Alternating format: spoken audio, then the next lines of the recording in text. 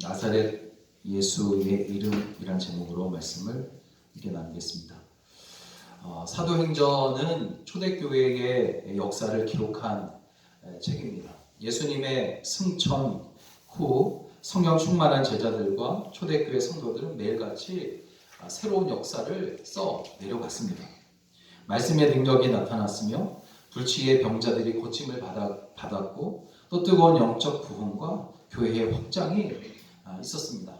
그리고 예수님을 십자가에 못 박으라고 외쳤던 사람들이 회개하고 복음을 받아 변화되는 그런 역사들이 줄을 이어 나타났습니다. 사도행전에 기록된 초대교회의 사건들이 오늘날에도 없으라는 법은 없습니다.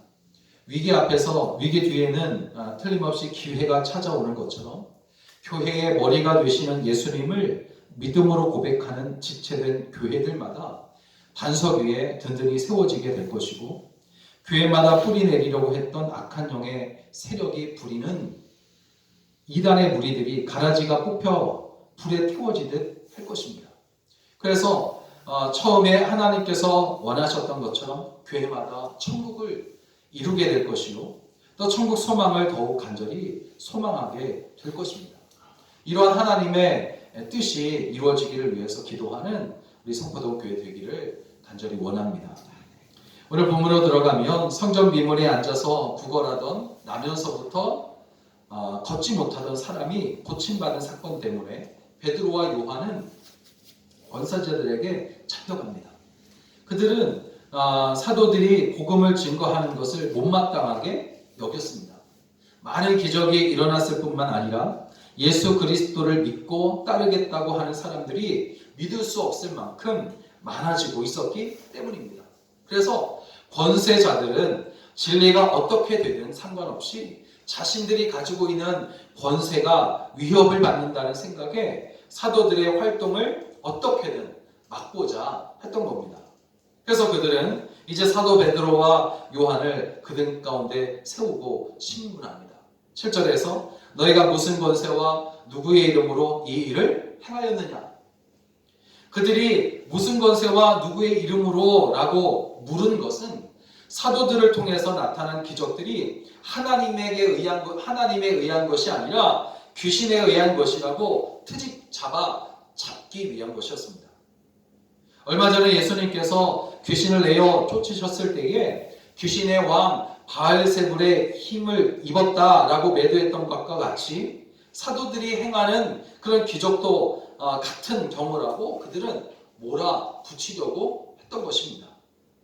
당시의 종교 지도자들은 진리를 찾으려고 하기보다는 자신의 자리를 지키려고 사도들에게 누명을 씌우기 위해 그런 일에 급급을 했습니다. 만약 악한 영에게 힘을 빌려 이러한 일을 행한다는 것을 뒤집어 씌우기만 하면 사도들을 사형에 처할 수도 있었기 때문입니다. 이처럼 어려운 상황에서 사도들이 보여주었던 용기는 참으로 놀랄만한 것이었는데, 사도 베드로가 이제 권세자들에게 외치는 소리는 아주 명확하고 분명한 소리였습니다. 8절 9절의 말씀을 보면 이에 베드로가 성령에 충만하여 이르되 백성의 관리들과 장로들아, 만일 병자에게 행한 착한 일에 대하여 이 사람이 어떻게 구원을 받았느냐고 오늘 우리에게 질문한다면, 너희가 모든 이스라엘 백성들은 알라, 너희가 십자가에 못 박고 하나님이 죽은 자 가운데서 살리신 나사렛 예수 그리스도의 이름으로 이 사람이 건강하게 되어 너희 앞에 섰느니라. 아주 명확하고 분명하게 그들에게 이제 질문에 대해서 답하고 있는 것을 볼 수가 있습니다. 그러므로 사도 베드로가 최고의 권세를 가지고 있던 이 사내들인 공회 한가운데 서서 그들에게 증거하며 외친 나사렛 예수의 이름, 그 이름의 비밀을 우리가 알 때에 우리도 세상의 큰 권세 잡은 자들 앞에서 담대하여 넉넉하게 이기는 그런 성도가 될 줄로 믿습니다. 사도 베드로는 굳이 나사렛이라는 작은 마을의 이름을 예수님 이름 앞에 붙여서 주님을 소개하고 있습니다. 작은 마을 나사렛은 사람들에게 무시당하던 곳이었어요. 경건한 사람 나다나엘도 나사렛에서 무슨 선한 것이 날 수 있겠느냐 하면서 나사렛을 아주 작은 마을로 또 그 나사렛 출신을 업신여기는 그런 이야기를 한 적이 있을 정도입니다. 그러니 사내들은 공회에 앉아있는 자칭 큰 자이며 거룩하다고 생각하는 사람들이 나사렛이라는 그런 말을 들었을 때에 얼마나 언짢아 했을지 그들의 표정이 참으로 궁금한 겁니다. 그렇다면 왜 베드로는 굳이 약점이 될 수 있는 나사렛이라는 이야기를 하면서 예수님을 증거하고 있는 것인가? 나사렛 예수의 이름이 어떤 이름이기에 얼마 전까지만 해도 작은 여종의 질문에도 주님의 제자가 아니다라고 하며 자신을 감추려 했던 베드로가 이렇게 담대하게 그것도 권세자들 앞에서 나사렛 예수라는 이름을 선포하고 있는 것인가 하는 겁니다. 첫째로 나사렛 예수라는 이름은 병자를 치료하는 이름이기 때문입니다. 10절을 보니까 하나님이 죽은 자 가운데서 살리신 나사렛 예수 그리스도의 이름으로 이 사람이 건강하게 되어 너희 앞에 섰느니라. 베드로와 요한은 성전 미문에서 구걸하던 나면서부터 걷지 못하는 병자를 나사렛 예수의 이름으로 고쳤습니다. 사도행전 3장 6절에서 베드로가 이르되 은과금은 내게 없거니와 내게 있는 것으로 내게 주노니 곧 나사렛 예수 그리스도의 이름으로 일어나 걸으라 했습니다. 실제로 이제 베드로는 병자의 오른손을 잡아 일으켰을 것인데 이때 사도 베드로의 그 모든 행동들은 나사렛 예수 그리스도께서 병자를 고치시는 능력이 있음을 확신하는 믿음에서 나온 것입니다. 나사렛 예수의 이름은 병자를 이렇게 건강하게 하는 이름이고 나사렛의 주님은 우리의 치료자가 되시는 줄로 믿습니다. 예수님의 공생의 기간 내내 사도들은 병 고치시는 예수님의 능력을 수도 셀 수 없을 만큼 많이 목격을 했습니다. 뿐만 아니라 사도들 자신들도 주님으로부터 파송받아서 병 고치는 일, 귀신 내어 쫓는 일, 이런 일들을, 그런 기적들을 행하기도 했단 말이에요.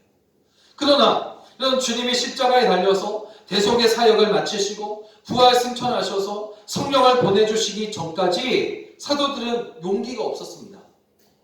주님께서 자기들 곁에 없다는 생각에 그들은 두렵고 떨리는 마음으로 문이 안쪽으로 잠겨진 밀실에 그렇게 숨어 있었기 때문입니다.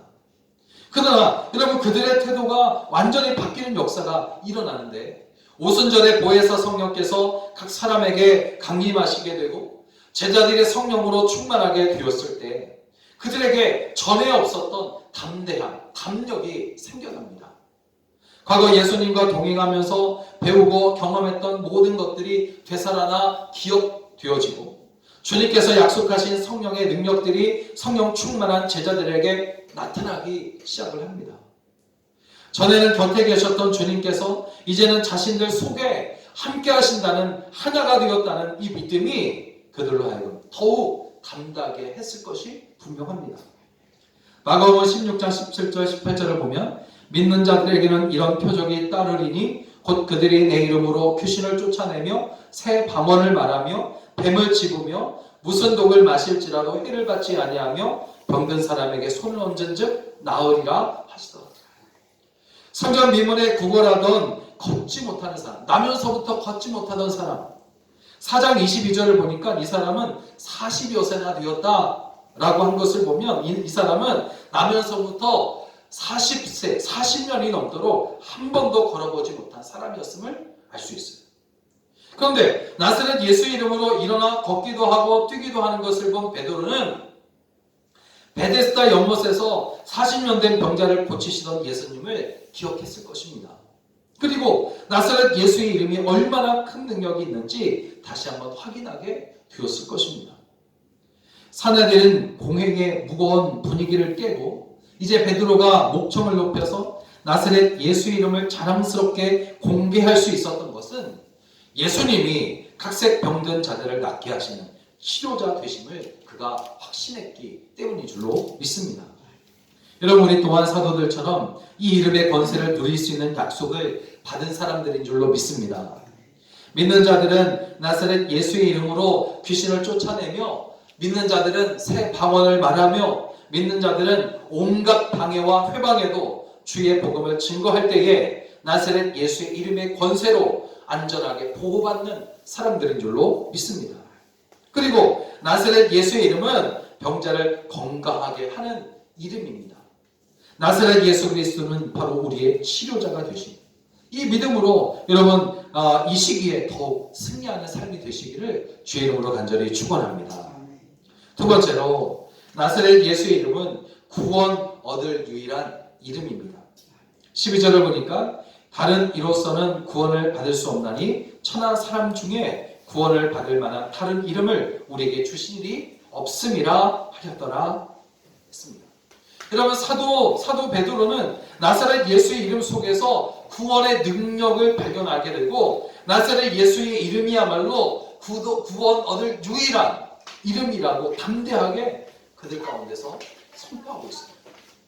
사도들의 선포 속에는 나사렛 출신인 예수 그분은 치료자일 뿐 아니라 유일한 구원자이시라는 엄청난 내용이 들어있는 겁니다.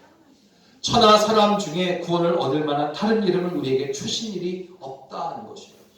여러분 사도 베드로의 이러한 자신만만한 선포처럼 천하 인간에게 구원을 가져오는 유일한 이름은 오직 나사렛 예수밖에 없음을 자신있게 말하며 선포하며 또 삶으로 행하며 살아가시기를 주의 이름으로 부탁을 드립니다. 그런데 여기에서 베드로가 말한 구원은 치유와 영원 구원이라는 두 가지 의미를 담고 있는 것을 볼 수 있어요. 먼저 첫 번째로 이제 치유라는 말씀을 먼저 말씀을 드렸어요.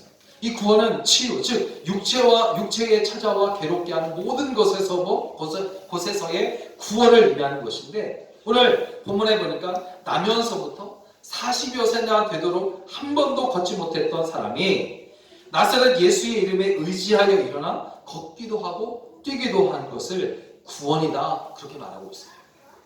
두 번째는 이제 영적인 구원인데 나사렛 예수께서 그리스도라는 사실을 인정하지 않고 업신여기고 있는 사내들인 공회의 권세자들이 끝까지 회개하지 않는 한 구원받지 못할 것이라는 의미에서 지금 사도 베드로는 담대하게 그들 가운데 서서 영적 구원을 말하고 있는 것입니다.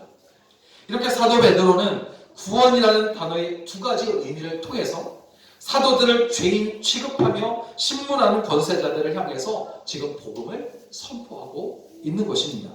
다시 말하면 이렇게 말하는 겁니다. 성전 미문에 앉아 구걸이나 하던 안전뱅이가 나사렛 예수의 이름으로 영과 육의 구원을 얻은 것처럼 당신들도 예수의 이름을 믿어 구원을 얻을 수 있다. 그러니 이제 복음을 믿어라 그렇게 촉구하고 있는 겁니다. 여러분 세상은 구원에 대하여 이러한 사도의 외침과는 사뭇 다른 사상으로 무장되어 있는 것을 볼 수 있어요. 어떤 사람들은 철학에서 구원의 길을 찾으려 애쓰고 있고 어떤 사람들은 과학에서 그 길을 찾으려고 애쓰고 있어요. 하지만 여러분 유사일에 오늘 우리 주 예수 그리스도를 통하지 아니하고 영생의 길을 찾은 사람은 아무도 없는 겁니다. 여러분 진리를 찾아 헤매던 수많은 사람들은 결국 예수 그리스도의 십자가 밑에서 참 안식을 찾게 되었고 영생의 축복을 누릴 수가 있었다는 겁니다. 에덴 동산에서 범죄하여 쫓겨나가기 전에 아담은 하나님과 통했고 또 하나님을 아버지 알듯 알았으며 죽음과 죄를 모르는 존재였다는 것입니다. 그러나 범죄 후에 하나님과의 대화는 단절되어지고 하나님 아래 하나님을 아는 일에 대해서는 영적 백치가 되었으며 그리고 죄와 사망의 법에 끌려다니는 불쌍한 존재가 되고 말았어요. 이렇게 온 인류는 아담을 따라 세 가지를 잃어버리게 됩니다. 첫째는 하나님과의 교통을 잃어버리게 되고 둘째는 하나님을 아는 지식을 잃어버렸으며 셋째는 영원한 생명을 잃어버렸어요. 그런데 이제 오늘 우리 주 예수 그리스도이신 예수님은 우리가 잃었던 이 모든 것들을 다 회복시켜 주신 줄로 믿습니다. 어떻게 합니까? 십자가로 하나님께 가는 길을 주님은 회복하셨고 말씀이 육신되어 되신 예수님 때문에 우리는 하나님을 알게 되었을 뿐 아니라 믿는 자에게 영원한 생명을 우리 주님으로부터 우리는 얻게 된 줄로 믿습니다. 그러므로 여러분, 예수님은 나의 유일한 길이요, 유일한 진리요, 유일한 생명이십니다. 오직 한결 예수 외에는 구원의 길이 없다는 겁니다. 구원을 얻을 유일한 이름인 나사렛 예수 이름을 우리는 온전히 전하고 또 전하는 성도로서 거룩하고 복된 그런 삶이 되시기를 주의 이름으로 간절히 축원합니다. 마지막으로 나사렛 예수의 이름에는 변화시키는 능력이 있습니다. 베드로가 선포하고 있는 나사렛 예수 그리스도의 이름으로 이 사람이 건강하게 되었다라고 하는 10절의 말씀을 우리가 한 번 더 되새겨보면, 베드로가 전한 나사렛 예수의 이름 속에서 정말로 존귀한 것을 그가 발견했다는 것을 우리는 깨닫게 됩니다. 사내들의 공회 앞에 서 있던 사도에게 있어서 예수 그리스도는 누구와도 비교할 수 없는 그런 아주 존귀한 존재였어요. 여러분, 예수의 이름이 오늘 우리에게 이렇게 존귀한 이름으로 다가오고 있습니까? 사도 베드로는 이 이름과 관련해서 잊을 수 없는 뼈아픈 과거가 있었습니다. 예수님께서 잡히셨을 때에 멀리서 가야바의 집까지 따라갔던 베드로는 주님을 그곳에서 3번이나 모른다고 부인했던 적이 있습니다. 작은 소녀가 베드로에게 내가 갈릴리 예수의 일당이 아니냐라고 물었을 때에 그는 맹세하며 나는 모른다라고 부인했단 말이죠. 여러분, 여기서 우리가 주목해 볼 말씀이 있는데, 나사렛은 어떤 곳이냐면 갈릴리에 속한 작은 말이란 말이에요. 크기만 따지고 보면 볼 때에 갈릴리가 지금 우리가 살고 있는 경기도 도와 같다면, 나사렛은 경기도 안에 있는 작은 마을 동리와 같은 그런 곳이란 말이에요. 그러니까 웬만한 사람은 모르는 곳이에요. 그래서 북쪽 지역에 살고 있는 사람들을, 이제 팔레스타인 지역의 북쪽 지역이 갈릴리 지방인데, 북쪽 지역에 살고 있는 사람들을 어떤 동리 마을 이름으로 부르지 않고 갈릴리 사람이라 그렇게 이야기를 하는 겁니다. 그러니까 때문에 지금 작은 소녀가 내가 갈릴리 예수의 일당이 아니냐라고 했을 때, 이 갈릴리 예수는 결코 부끄러운 일도 숨기지 않아도 되는 그런 이름이에요. 그러나 베드로는 그때 갈릴리 예수를 모른다고 강인하게 부인을 합니다. 그런데 이제는 어떻게 합니까? 베드로는 권세자들 앞에서 누구도 알 수 있는 갈릴리 예수가 아닌 너무나 작아서 보잘것없게 들리고 누구도 알 수 없는 그 작은 마을 나사렛을 자신 있게 외치고 있다는 사실이에요. 여기에서 우리는 변화된 베드로의 모습을 발견하게 됩니다. 베드로는 나사렛 예수의 이름 속에서 정말 말할 수 없는 존귀한 이름을 발견한 것이 확실합니다. 세상 사람들이 무시했던 나사렛 예수 그리스도의 이름에서 정말 세상 무엇과도 비교할 수 없는 존귀함을 깨달은 베드로는 예수님을 높여서 예수님의 이름을 존귀하게 만든 줄로 믿습니다. 여러분, 십자가는 우리가 잘 알고 있듯이 원래 대단히 천하고 가장 참혹한 죽음의 상징이었어요. 로마 시대의 십자가 형벌은 노예들에게나 반란자들에게나 가하는 가장 정말 잔인한 사형 틀이었습니다. 십자가는 문자 그대로 저주받은 자의 상징이 바로 십자가입니다. 그런데 그 십자가에 예수님께서 달리신 후에는 세상에서 다시 없는 존귀한 것의 상징이 된 줄로 믿습니다. 그러니까 가장 천한 것이 가장 존귀한 것이 되었다는 말씀이에요. 이렇게 베드로는 남들이 천시하던 나사렛 예수의 이름 속에서 가장 존귀한 큰 존귀함을 발견하게 되고 나사렛 예수의 이름을 마음껏 자랑하고 있습니다. 그 이름은 베드로를 변화시킨 존귀한 이름이 된 것입니다.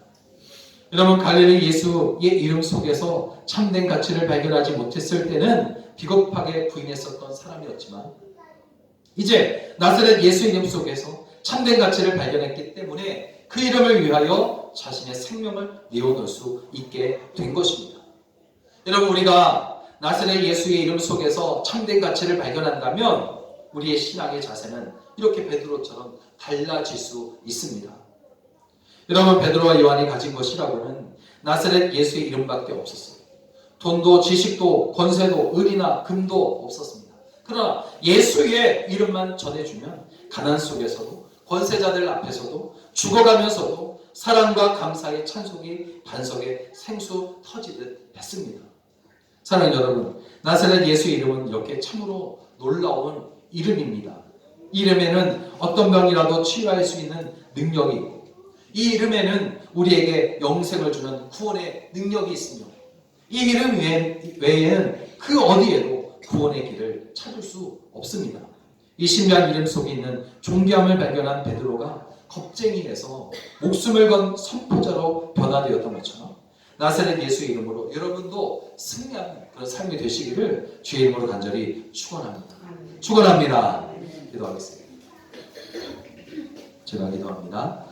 살아계신 주님,